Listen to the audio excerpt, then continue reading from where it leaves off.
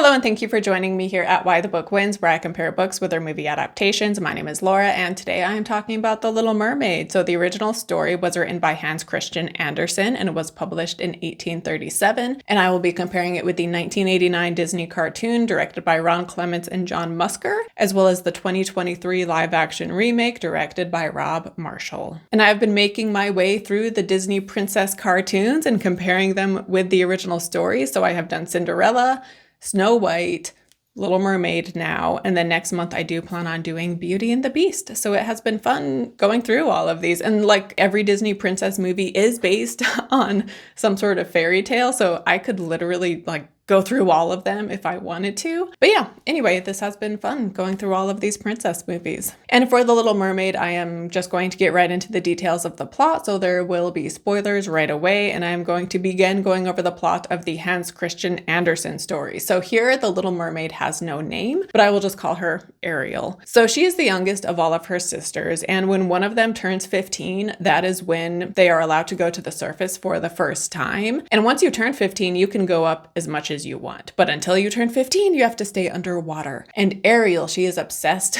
with the human world, and she is the youngest though. So she gets to see each of her sisters swim to the surface, and she just anxiously awaits for when she will turn 15 and she can finally see the human world with her own eyes. And then when she does finally turn 15, she swims to the surface and she sees a ship celebrating, and there is a handsome man on board. But then a storm hits and this handsome man almost drowns, but Ariel saves him. And so she takes him to a nearby beach. And from there, she swims back out into the water and watches from afar to make sure he is okay. And she sees another woman, because there was a building nearby. And so another woman comes out of this building, sees the prince, and helps get him into the building to be looked after. And then before I continue on with the story of The Little Mermaid, I have something I want to share with you guys. And so I can't sing this because one, I don't have a good singing voice, and two, because of copyright. But what I am about to say, just imagine it is being sung to the tune of Part of Your World.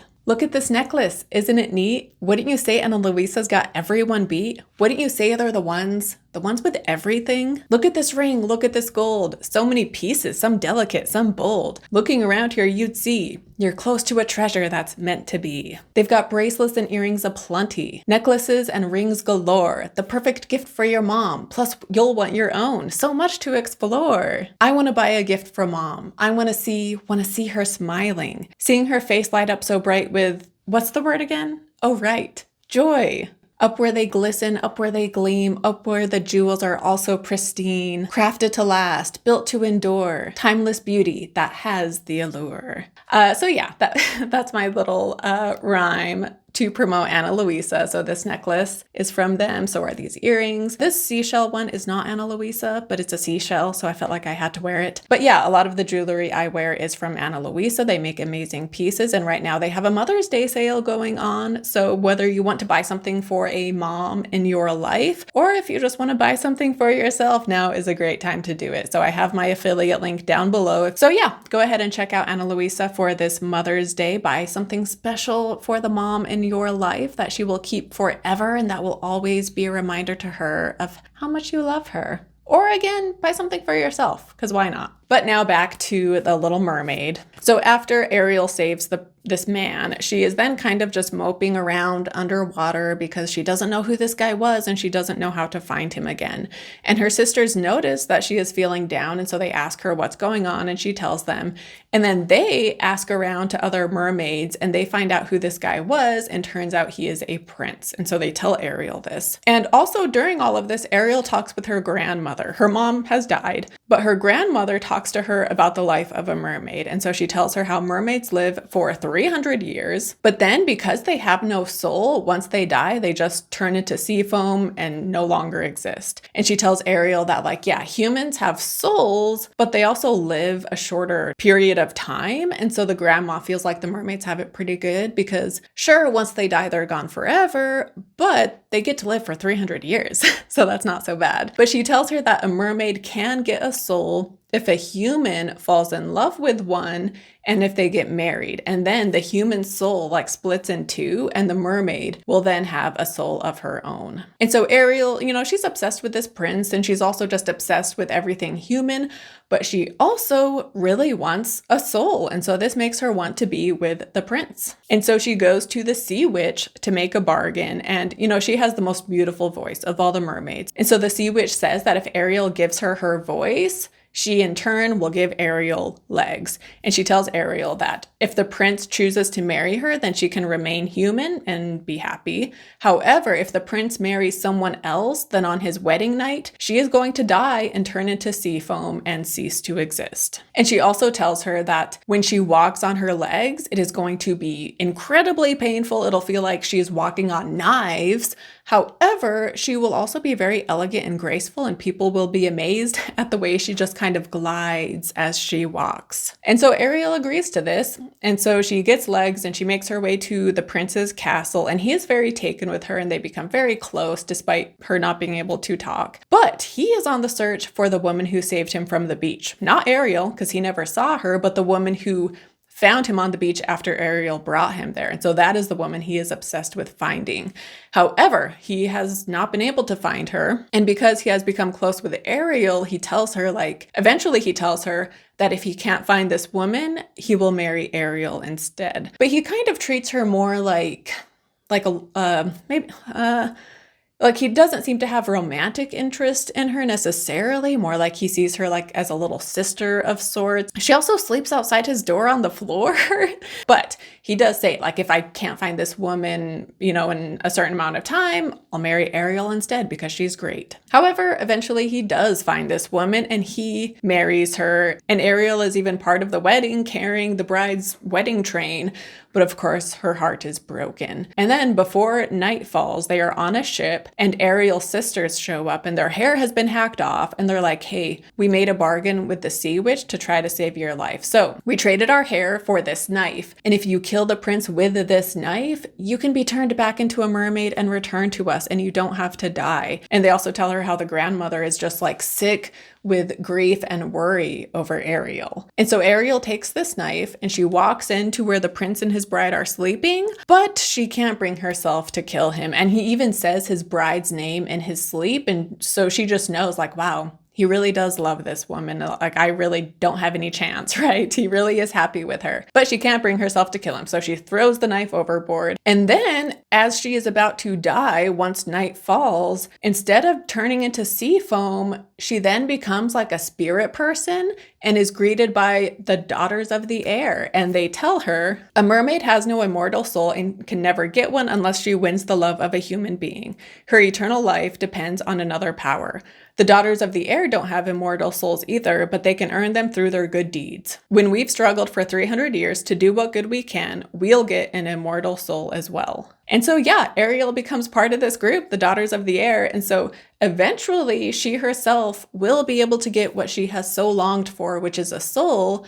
And now she can get it not through making a human fall in love with her, but just by doing good deeds for 300 years. Although they do say there's a way to cut down on that time, and so it could be less than 300 years. But that's how this book ends. And I did really like this ending, but it feels like the beginning of a new story. It seems like we should have a sequel about Ariel's life as part of the Daughters of the Air. But this ending, it was so tragic and sad, and yet beautiful too, because she can still get what she wants, and she doesn't need a man to help her attain it, and rather she can get it by her own works, which is not only a beautiful message, but it's also a really empowering message too, right? It's in her own hands in order to get what she wants. And in fact, the edition I read, it had this part in the end speaking of this, and it says, in a letter to Ingman on November 2nd, 1837, Anderson explained, I have not let the mermaid's gaining an immortal soul depend on a stranger, on the love of another person. It is definitely the wrong thing to do. It would make it a matter of chance, and I am not going to accept that in this world. I have let my mermaid take a more natural, divine path. And so, I just love that. It's so sad that she dies and is separated from her family. And yet, it's such a beautiful ending. And also, as she is a spirit, she even kisses the prince's bride, on the forehead, and how she bears no ill will towards this woman or the prince. And Yeah, tragic but beautiful, ultimately. And I really did like her sisters in this story as well. I like how, when they see her sad underwater, they're like, oh, what's wrong? And they help her find out who the prince is.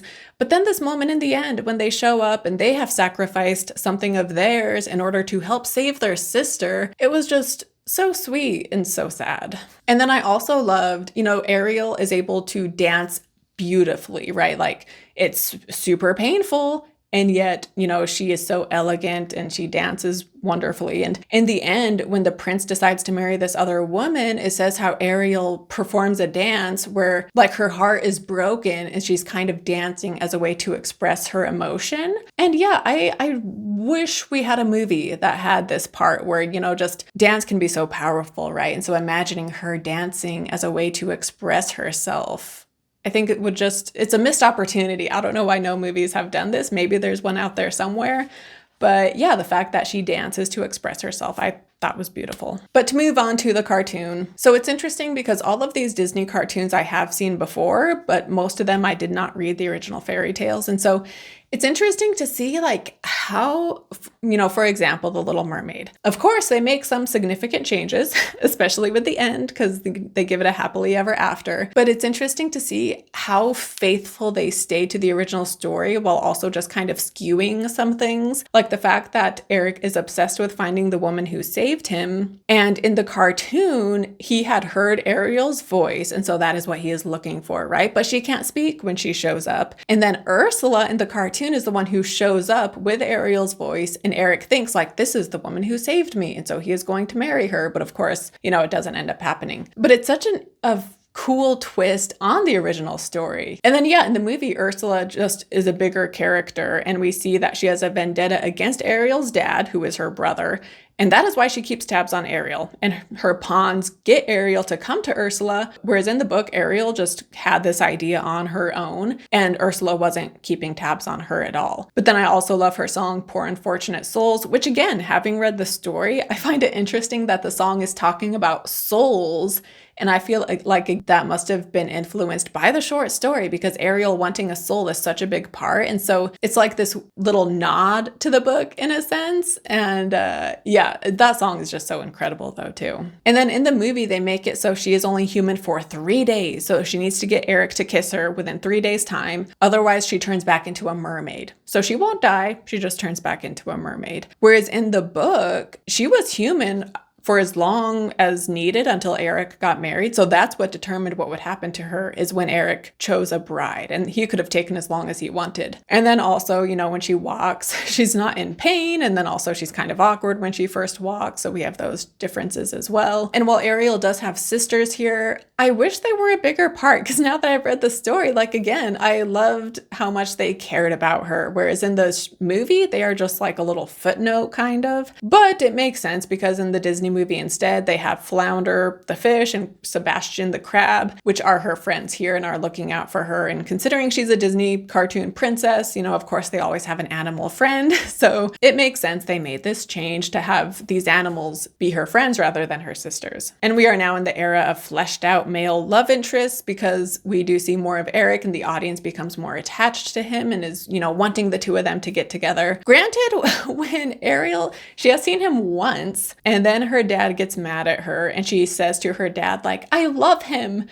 And she's only seen him one time. Like, you do not love him. How is that possible? And so, of course, it just comes across so silly. But at the same time, they did do a good job at making you like the character of Eric, and you see much more of him than you did in Cinderella or Snow White. And then as far as the 2023 live action remake, so I did think this movie was pretty good. I feel like there is a great movie in here, but nearly every scene overstays its welcome, which therefore makes the movie really drag at times. And so I feel like this could have been great if it went through another round of editing, because this is 2 hours and 17 minutes and it could easily have been 2 hours, but honestly, they could have cut like 30 minutes from this movie and I think it would have been better for it. And then also another complaint before I get into the positives, like the first few scenes with Ursula are just all exposition. Like, I know this is a kid's movie, but come on, some of these details could have been given to us in a more natural manner. And also when we meet Eric for the first time, the guy he's talking to too. That too is like such clunky exposition because the guy is like, oh, come on, Eric, when you were adopted 20 years ago by the royal family and then before the husband died, blah, blah. Like he's explaining Eric's whole life story to Eric. Obviously, it's really for the benefit of the audience. But again, it's like this clunky exposition that is just like, why would he be talking to Eric like this? It's so awkward. They could have gone about this in a more natural way. And then Melissa McCarthy is fine as Ursula, and generally I am a big fan of McCarthy, but I feel like there was probably someone else who was better suited for this role. And then another complaint I had is also that when she makes Ariel human, she adds a spell so Ariel won't remember that she needs to get the prince to kiss her. So she forgets what her goal is. And why this pointless plot detail was added, I have no idea. It contributed nothing at all to the story. Not a fan of that. But then also one of my favorite moments in the cartoon, like one of the funniest moments, is when they, the animals are trying to set the mood to get Eric to kiss Ariel. And so Scuttle, the bird, he starts singing as a way to be romantic. But of course it sounds horrible. Buddy Hackett is so good as the voice of Scuttle. And so Eric, he hears him and he's like, wow, someone needs to put that animal out of its misery. Whereas in the new movie, Awkwafina voices the bird and her singing just wasn't as funny. And then Eric doesn't say that line. That line was so good. Why did they cut that? And then I get why they chose to make Sebastian and Flounder and Scuttle look real, but they therefore basically show no emotion on their face. And so I miss the expressive looks that the cartoon versions had. But the positives, aside from McCarthy, who again, she wasn't terrible. I just think there was probably someone better fit for the role out there somewhere. But I did like the rest of the cast. I thought they were all fantastic. They have great voices. And I don't really have any complaints there. And then visually it looks very beautiful and the underwater scenes do have a fair amount of CGI, but for the most part, I thought it looked good. And we see here too how similar Eric and Ariel are in this version because while she collects things from the human world, he has a room of things he has collected from the sea. And in this movie, the humans and the water people are very against each other and, think the other one is horrible. However, the union of Eric and Ariel bring, the humans and the mer people all together and they're at peace. And this was in the cartoon, but they just played it up way more for the live action movie. And when it comes to book versus movies, like I've said in the past ones, it's hard to choose because I have so much nostalgia for these cartoons, but then also they are just going such a different route because they all have such happy endings in the Disney versions, right? And so it's hard to choose a winner. And yet if I had to choose, in the case of The Little Mermaid, I really did like the original story. I thought it was really beautiful and it was a great message and very empowering. And so I would say I prefer the original story. And I would love to get a movie, like I said, a movie that stays true to the Hans Christian Andersen version. I want to see her expressing herself through dance, and I want to see her become a daughter of the air in the end and to gain her own soul by doing her own good works, right? It's in her hands and not someone else's. And so, yeah, I just really like that message. And if there's a movie out there that stays faithful to the original story, let me know because I would love to watch that. Having said that, of course, the Disney, 1989 cartoon is a classic and it's so good. It has amazing music. It still holds up well. And, yeah, it's a really fun one. The live action remake, like I said, it's good. I liked it, but I don't see myself ever watching it again, especially not by myself. Maybe if I'm with other people and they want to watch it, but my biggest complaint is just how long it is. Almost every scene goes on for far too long. And yeah, they easily could have cut 20 to 30 minutes from this. So yeah, that is The Little Mermaid. Let me know your thoughts down below in the comments. And again, be sure and check out that Ana Luisa link down below in the description and check out the great deals they have going on for their Mother's Day sale. And don't forget to like and subscribe, and I will see you next time. Bye.